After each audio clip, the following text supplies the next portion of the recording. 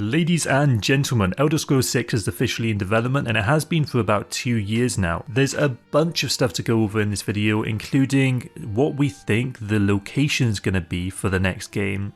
I also want to touch on the likely release date and also what we can expect from the game. Now, since this game has been in pre-production for 2 years now, we're expecting a lot of the pre-production stuff to be near the end of the cycle in terms of like how much they've done and how ready they are to go into full production. Basically, because this game studio is currently creating Starfield, we're waiting on Starfield to finish in order for full production of Elder Scrolls 6 to begin. However, it isn't that simple, because as the game artists especially, and the world builders of Starfield are going to probably finish before the programmers which are fixing bugs. Now, interestingly enough as well, as these artists and game designers start to transition into Elder Scrolls 6, I strongly suspect that the game engine that they've created for Starfield, they can kind of utilize a lot of that extra new stuff in order to make Elder Scrolls 6 slightly faster. For example, a lot of the world generation in Elder Scrolls 6 might speed up the initial world building aspect of the game. And of course as well, Todd Howard has said that it isn't only going to be the main Bethesda game studio working on this game, but it's also going to be what would normally be the kind of like mini studios they have. They have 3, by the way, and each of them have about 40 employees. And by the way, each of these studios and the main one are each hiring, I think, 30 extra people each for each of these game studios. And so they're really expanding right now, which again should make this Elder Scrolls 6, in theory, hypothetically, release quicker. And so a lot of these smaller game studios that normally would be working on like indie games. So for example, there's an Elder Scrolls game that nobody really knows about called Elder Scrolls Blades that was released like in 2020, I think. And then as many people will know, Fallout Shelter also existed from these smaller studios, which are separate from the main thing. However, Todd has said that for Elder Scrolls 6, it's going to quote-unquote be all hands on board, and that all of these smaller studios, which usually would work on other games, will be transitioning into helping with Elder Scrolls 6. And so I think that as well is really going to speed up the speed at which this game comes out. There's another thing as well to keep in mind, and that is that this game's been bought by, or this studio's been bought by Microsoft.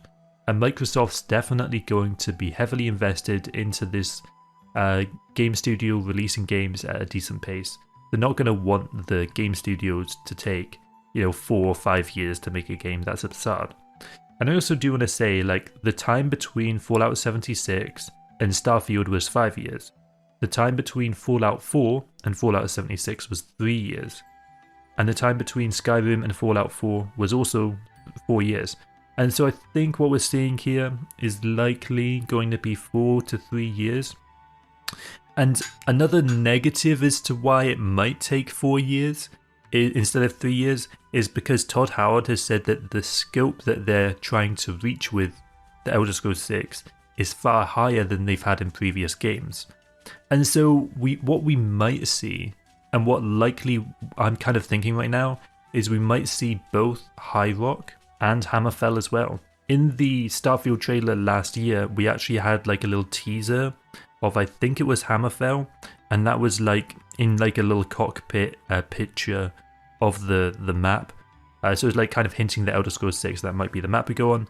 But then in New Year's Eve, I think it was, we had them talk. There was an insinuation that it would be Hammerfell instead. And so we really are expecting that both High Rock and Hammerfell are either going to be, we're going to choose between them, one might be DLC, or we just get both on release date, again because Todd did say that the scope of Elder Scrolls 6 is going to be far higher than in previous games. Of course, he could also be talking about the amount of dialogue and stuff that they've got, and I kind of want to touch on that a bit too. In Starfield, if you don't know, there's 200,000 lines of dialogue, but none of them are voiced by the main protagonist. And so when I say that Fallout 4 had 110,000 lines of dialogue, it sounds like they've added a lot more in, but it's even more because essentially the main character of Fallout 4 was voiced, and so a lot of those 110,000 lines would have been taken up by the main actor responding to whatever the other person is saying. And so all of that being taken out means that we might see as much as 3 times as much dialogue in Starfield. And from NPCs. And likewise with Elder Scrolls 6, I suspect they're going to try to do something similar, or at least that's what I would hope. I wouldn't want a voiced protagonist from Skyrim, and similarly with Elder Scrolls 6, I wouldn't expect that either. Now in terms of when specifically Elder Scrolls 6 might release, I think a reasonable expectation is sometime between, unfortunately, and this might be suck to hear, but it might be somewhere between 2026 if everything goes perfectly between the release date of Starfield and Elder Scrolls 6. And again, 2026, I want to keep that in context, because Starfield was releasing in the first half of 2023, it still would be 3.5 years that the game devs would have to work on Elder Scrolls 6. And so it's entirely reasonable that it genuinely could be released in 2026. But it could also push back to 2027 if the scope of the game is pretty large. But of course, as I mentioned before, adding in a lot of extra employees for these other game studios, specifically they're doubling the size of all of these smaller studios that Bethesda Game Studios has, from 30 to 60. I really wouldn't be surprised if it took 3 years to make Elder Scrolls 6. I don't think that's out of the question at all. Interestingly enough as well, a lot of people don't know this, but Elder Scrolls has different eras within the game. And so, for example, with Elder Scrolls Online, the era of the game is the second era. And then, in fact, they actually have High Rock, and I think they have Hammerfell as well in Elder Scrolls Online. So if you want to kind of get a feel for what we might see in those games, you can kind of go visit Elder Scrolls Online. But yeah, Skyrim took place in the 4th era. Now, because Skyrim was in the 4th era, it could be that Elder Scrolls 6 is in the 4th era as well, just in a different location. But ultimately, they really could, and I think there's a lot of speculation that the game devs might just go to the 5th era with Elder Scrolls 6.